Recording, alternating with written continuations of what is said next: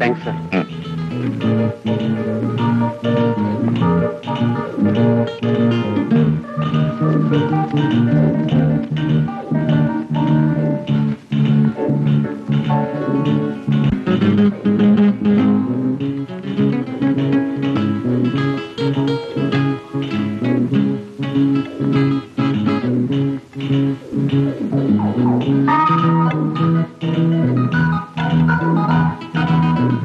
Enough.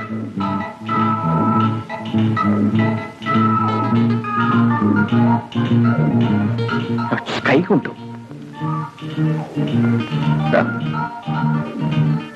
ഇത് വെച്ച് കഴിക്കാൻ അറിയില്ല. ഒന്ന് ശ്രമിച്ചു നോക്കൂ.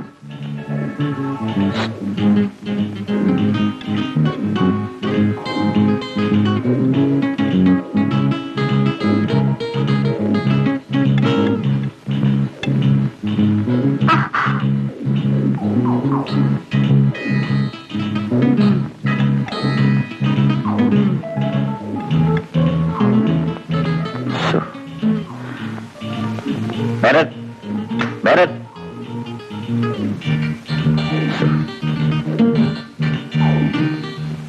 അങ്ങനെ ഒരിക്കൽ നിന്റെ അച്ഛനും അമ്മയും നിന്നെയും കൊണ്ട് പൊന്മുടിക്കൊരു പോക്കുപോയി. നിന്നെ നോക്കാൻ കാർത്തു ഉണ്ടായിരുന്നു കൂടെ. അവിടുന്ന് തിരിച്ചു വന്നത് നിന്റെ അമ്മയുടെ ശവവുമായിട്ടാണ്. എങ്ങനെയാ അമ്മാവ എന്റെ അമ്മ മരിച്ചത്? പറയൂ കേശു അമ്മാവ. കാല് തെറ്റി ഗർത്തത്തിലേക്ക് വീണുപോയെന്നാണ് പറഞ്ഞത്. എങ്ങനെ കാല് തെറ്റി? പറയില്ലല്ലേ?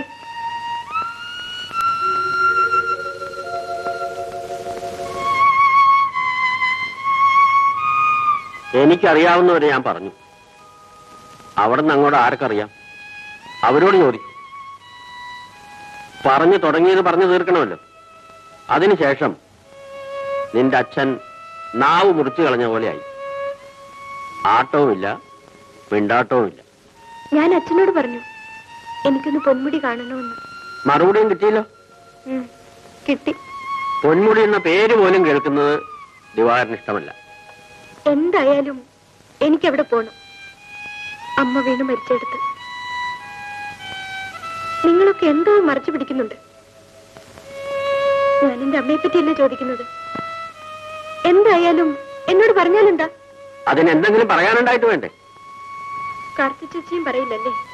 കണ്ടതും കേട്ടതും ഒക്കെ ഞാനും പറഞ്ഞു. ഇനി എന്താന്നാ?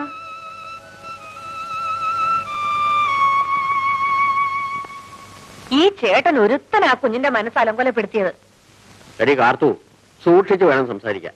ഞാനും അത് തന്നെയാ പറയുന്നത്. അല്ലെങ്കിൽ പിന്നെ ആ കുഞ്ഞിങ്ങനൊക്കെ ചോദിക്കാൻ പറയുകയും ചെയ്യണോ? എടി കാല് തെറ്റിയ കാര്യം പറഞ്ഞപ്പോ എന്റെ വാക്ക് തെറ്റിയതല്ല കുഴപ്പം. പൊന്മുടിയിലേക്ക് പോണോന്ന് പറഞ്ഞപ്പോ എല്ലാവരും എതിർക്കുന്നു. അതാ കാര്യം. മനസ്സിലായോ? എന്നാ പിന്നെ കുഞ്ഞിന്റെ മനസ്സൊന്ന് മാറ്റിയെടുക്കാൻ എന്താ ഇപ്പൊ ഒരു വഴി? ഞാനങ്ങ് പറഞ്ഞു തരാം. ആയാ കോയാന്നും പറഞ്ഞ് നീയും പോയതല്ലേ പൊന്മുടിക്ക്. എല്ലാം അങ്ങ് വെട്ടി തുറന്ന് പറഞ്ഞു കൊടുക്ക്. ആ നാശം പിടിച്ചവൻ അവിടെ വെച്ച് കണ്ടതും അത് കാരണം. പിന്നെ അല്ലാതെ എന്തോന്ന് ചെയ്യോടി? ഇത് കുഞ്ഞു ഒരു വാശിക്കാരിയാ. എനിക്കൊന്നും അറിഞ്ഞുകൂടാ എന്റെ ഈശ്വര.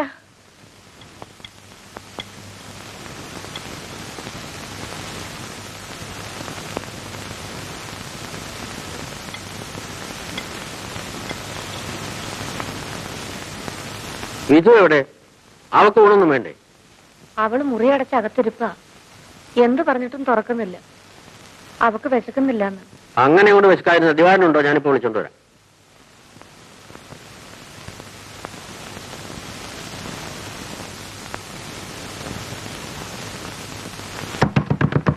നമ്മൾ വാല് വെല്ലിപ്പിടിക്കാൻ വന്നതല്ല. ഒരാൾ മതി, ഇങ്ങോട്ട് മാറിയേക്ക്. മോളെ വിധു, വാലിന് തുറക്ക്. ഇത് കേശവമാനാ. വിധുമോളെ, നീ എന്താ ഉറങ്ങണോ? എന്താടി? അല്ല, അവൾ ഉറങ്ങുകയാണെങ്കിലേ ചേട്ടന്റെ ചോദ്യം അവള് കേൾക്കുവോ?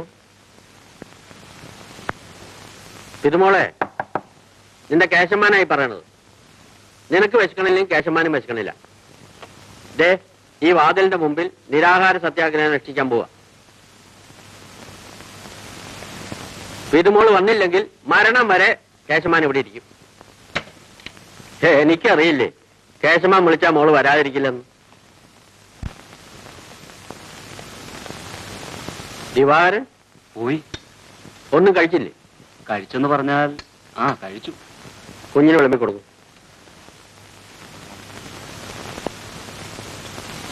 കാർത്തു, ഇവിടെ വരുമ്പോഴാ ഈ വീട്ടിനൊരു അനക്കം വയ്ക്കാറ്. ഈ കണക്കിനാണെങ്കിൽ വല്ലപ്പോഴും സംസാരിക്കുന്ന നമ്മളും മിണ്ടാപ്രാണികളായി പോകും.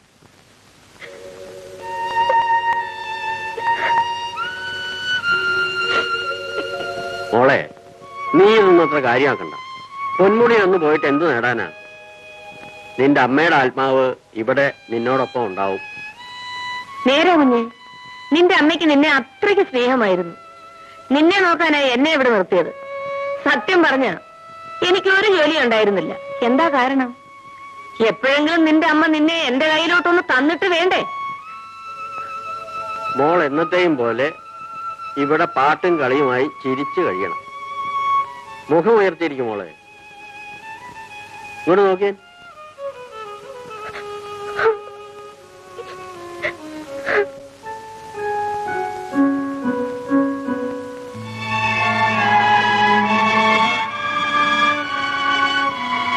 എന്താ? ദിവാകരന്റെ മകളും ഞാനും വേറെ 10-12 പേരും കഴിഞ്ഞു കൊടുത്ത വീടായിരുന്നു. എന്താ മനസ്സിലായില്ലേ? ഞാനൊന്ന് ചോദിക്കട്ടെ, ഇത് വീടോ അല്ല ശവപ്പറമ്പോ? കേശവൻ, ദിവാകരൻ ഇവിടെ ജീവിക്കുന്നു, അതുപോലും അറിയുന്നില്ല. ബാക്കിയുള്ളവരുടെ കാര്യം വിടൂ. തെറ്റും കുറ്റവും എന്താണെന്ന് അറിയാത്ത ഒരു മകളുണ്ടല്ലോ. അവൾ എനിക്ക് ജീവനാണ്. സംസാരിക്കുന്ന കാര്യത്തിൽ ലുബ്ധനാണല്ലോ ദിവാകരൻ. അതുകൊണ്ട് ഞാൻ സഹായിക്കാം. ഈ കാണായ സ്വത്തുക്കളെല്ലാം അവൾക്കുള്ളതാണ്. അവൾക്ക് വേണ്ടിയാണ് ദിവാകരൻ ജീവിക്കുന്നത് തന്നെ. അവളെ മനസ്സും ജീവനും അർപ്പിച്ച് സ്നേഹിക്കുന്നു. സമയമാവുമ്പോ കൊള്ളാവുന്ന ഒരുത്തനെ അവളെ വിവാഹം കഴിച്ചു കൊടുക്കും. എന്നിട്ട് അവൾ കുഞ്ഞുകുട്ടികളോടുകൂടി സസുഖം ജീവിക്കുന്നത് കണ്ടുകൊണ്ട്... അതെ കേശവൻ, അതെ. വെറും സ്വപ്നമാണ് ദിവാകര, നടപ്പില്ല. അമ്മ വീട് വിട്ടിറങ്ങിയപ്പോ, അച്ഛൻ മരിച്ചപ്പോ അന്ന് മിണ്ടാപ്പൂച്ച ആയതാ. ആ കാര്യത്തിൽ ദിവാകരനെ ഞാൻ കുറ്റപ്പെടുത്തുന്നില്ല. എന്നാൽ എല്ലാം അറിയാവുന്ന ദിവാകരൻ മകളെ ആ ഗതികേടിലെത്തിച്ചിരിക്കും. നാവ് പോലെ അല്ല തലയെങ്കിൽ ഒന്ന് ആലോചിച്ചു നോക്കും. അത്രേ എനിക്ക് പറയാനുള്ളൂ.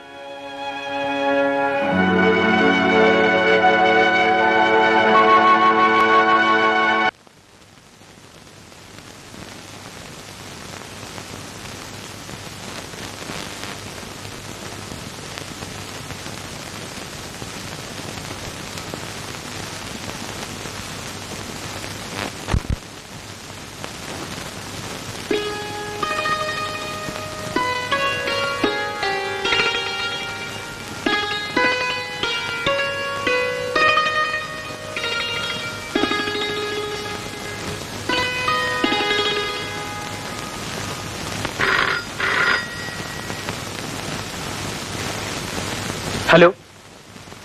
ആ അതെ. പേരെന്താ പറഞ്ഞത്? ദിവാകരൻ മുതലാളിയോ? ശരി. ആ ആ അച്ഛാ, അച്ഛാ, എന്താടാ? തിരുവനന്തപുരത്തുനിന്ന് ഒരു പാർട്ടി വരുന്നുണ്ട്. ഒരു അച്ഛനും മകളും. റൂം വേണമെന്ന്. ആരാ? പേര് വല്ലതും പറഞ്ഞോ? ഏതോ ഒരു ദിവാകരൻ മുതലാളിയും മകളും.